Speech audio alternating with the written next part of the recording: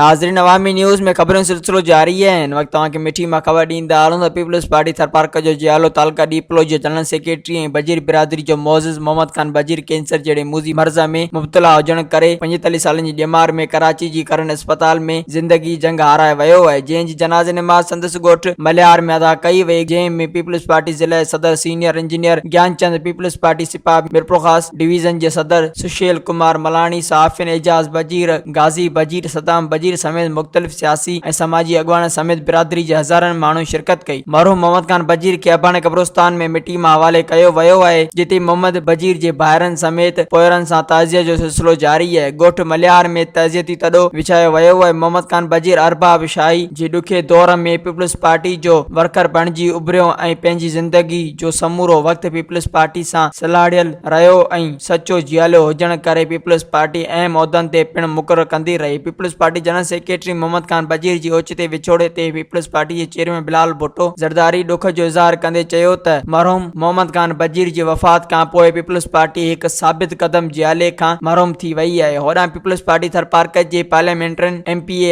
Arbab Lutfullah MNA फ़कीर शेर Mohammad Balani, MPa Rana Hamir Singh ऐं ॿियनि ॾुख जो इज़हार कयो आहे। मज़ीद खबरों और तफसीलात के लिए विजिट करें हमारी वेबसाइट www.awamiNewsHD.com।